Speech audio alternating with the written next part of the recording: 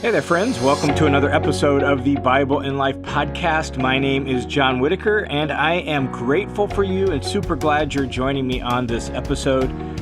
The goal, the heart behind the Bible in Life podcast is to provide clear, straightforward, down-to-earth Bible teaching that's really in the language of everyday life and set in the context of everyday life. And the goal is to help you and I follow Jesus right in the midst of our everyday life. It's what I call blue jeans theology. And so glad you're here, glad you're joining me on this episode. And I just wanted to let you know right up front that this podcast, the listener's commentary, my other podcast, this entire online Bible teaching ministry is made possible by the generous support of people just like you, people who have been impacted by this ministry, who believe in the vision of this ministry, and who have stepped up and faithfully and generously donated to support this ministry. So if you're one of the ministry partners who have supported the Bible in Life podcast and the listener's commentary, let me just say thank you so much. Thanks a ton. You, through your generosity, together we are making an impact all around the world, and people are learning the scriptures and growing in their faith. So thank you. And if you want to join the team of supporters, there's a link down in the notes below where you can go to that, or you can just go to johnwhitaker.net/give, and you can set up a monthly donation right there, or you can give a one-time donation as well. Also, I wanted to let you know that I like answering Bible questions. In fact, my adult daughter, married, has 2 kids of her own. She'll text me almost every morning or a couple times a week and just say, "Dad, I was reading in and I've got Bible questions." And at some point during the day, I'll give her a call and she'll ask me her questions and we'll talk through it together. And I enjoy that. Enjoy that with my own daughter. I enjoy that with others. I love answering questions. So if you have Bible questions, feel free to email them to me at john@johnwhitaker.net, john@johnwhitaker.net. Email a question to me, and I'll either answer your question via email. Maybe I'll answer it on the next podcast. If I get enough questions, I might do a whole podcast that's just question and answer from you all. So if you're reading the scriptures and you're like, what does this mean? Or what is that about? Or why does he say that? Or if it's a theology question that you're just wondered about, feel free to shoot me an email. And I would love to deal with and interact with your question, either here on the podcast or via email. So just wanted to let you know that. Now, over the last few weeks, we have been in a series focused on how to live a Jesus-centered life. And in this first handful of episodes of that series, we've really been focusing on kind of looking at various angles and aspects of what that even means. What does it mean to be Jesus-centered?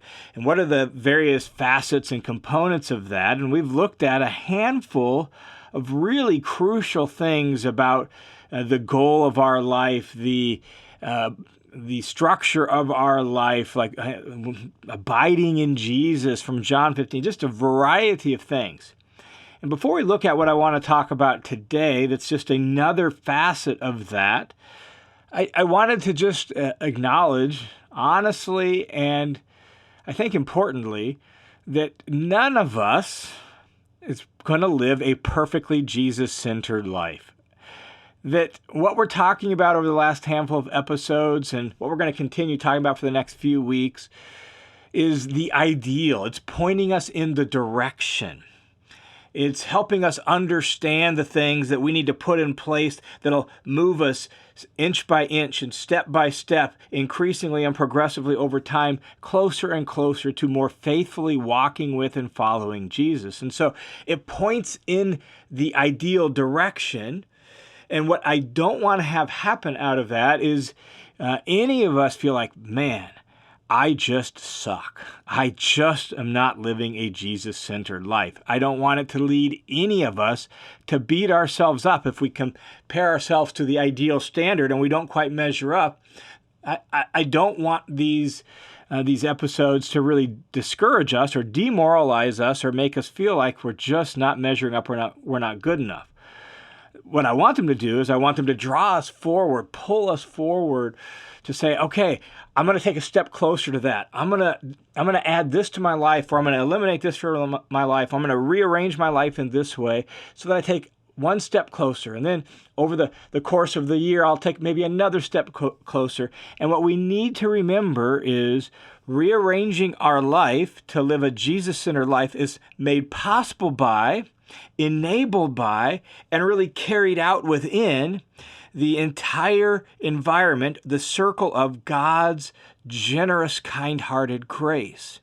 That we pursue following Jesus and living a Jesus-centered life in what I like to think of as this realm, this circle of grace. As the Apostle Paul calls it in Romans chapter 5, we stand in grace. And I picture this room that's just full of the generous, kind-hearted favor of God that looks on us and smiles on us with generosity and kind-heartedness. And so He's not shaking his head in like, oh man, I can't believe it, right? Like, he's not looking at us with displeasure or disgust or disappointment. We stand in grace. So as we pursue living a Jesus-centered life, may we do it knowing that we are standing under and within, and we're empowered and enabled by the kind-hearted grace of God. That both makes it possible by forgiving all our sins. It makes it possible by enabling life change and life transformation, that the entire experience of being a disciple of Jesus is enabled by the grace of God. All right, so I just wanted to throw that out there.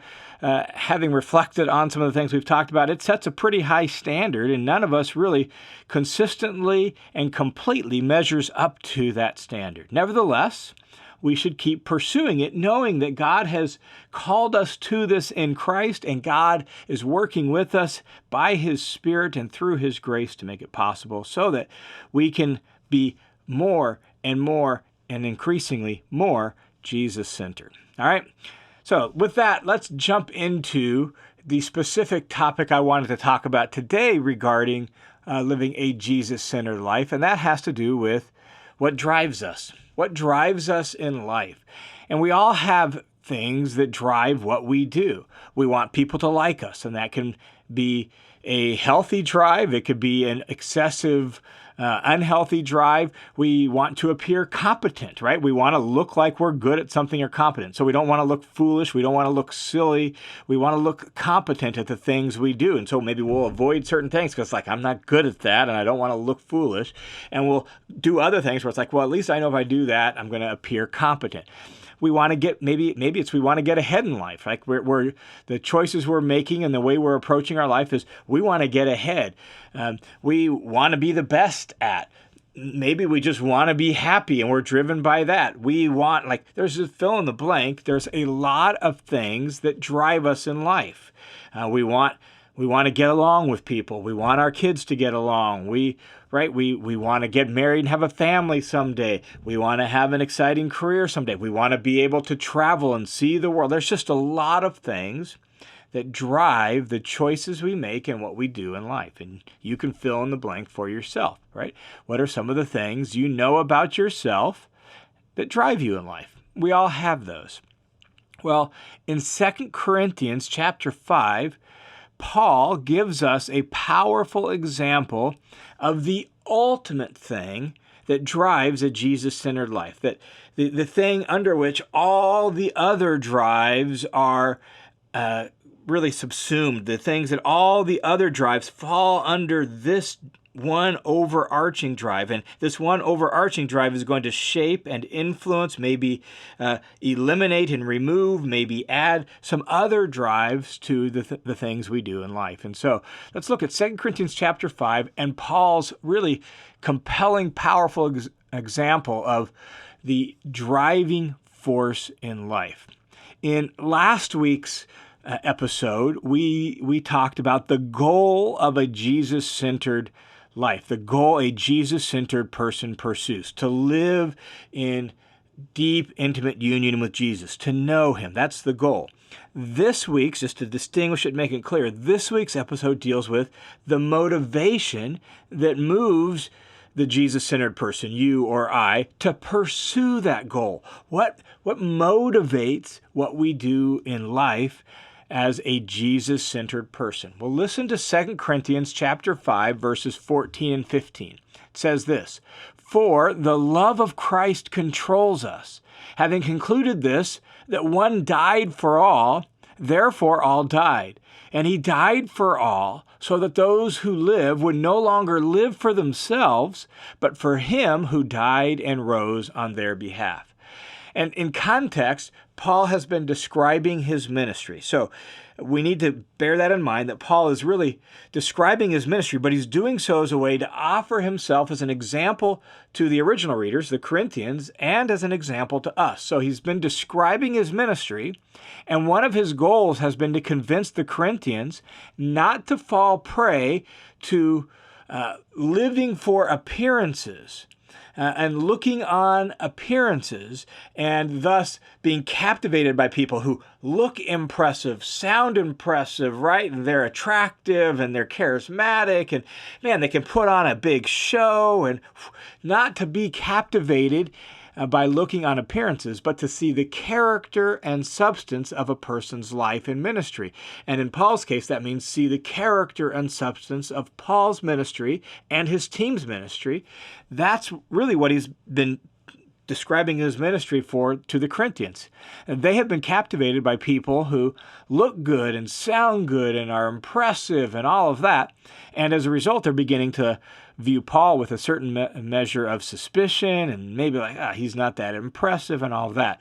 So we just read verses 14 and 15, but at the end of verse 13, which is the lead-in to these verses that we want to focus on, at the end of verse 13, Paul puts it like this. He says, "So that you will have an answer for those who take pride in appearance and not in heart, who look on people's appearance, not in their character and the substance of their life."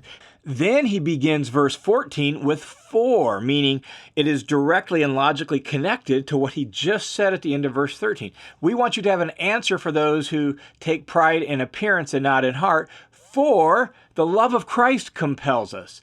And so he's explaining what he means by not taking pride in appearance, but in heart. Here is the heart behind Paul's actions, in other words. Here is the heart that drives Paul's life and ministry. The love of Christ controls us, he says. The love of Christ is the controlling motivation of Paul's life. It is the number one motivating factor for what he does and how he does it.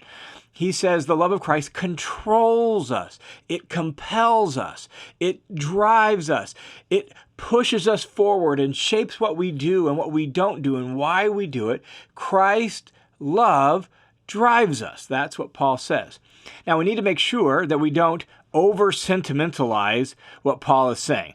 We don't hear this as warm fuzzies from Jesus' love make me do what I do. We want to make sure we don't hear it that way, because both what follows what Paul says in this phrase, as well as what precedes what Paul says here, make it clear that it's much deeper and richer than that. In fact, in the preceding context, in verse 11, Paul says that because he knows the fear of the Lord, he persuades people and preaches and does what he does. It's because he knows the fear of the Lord. And that is explaining the preceding verse about standing before the judgment seat of Jesus. So I know I'm going to stand before the judgment seat of Jesus and be repaid in my body. We all are. And he says, therefore, knowing the fear of the Lord, I persuade people. In other words, Paul lives his life before God for God's approval. He's not looking for people's approval. He's not seeking to enhance his following or his reputation. He's not trying to line his own pockets.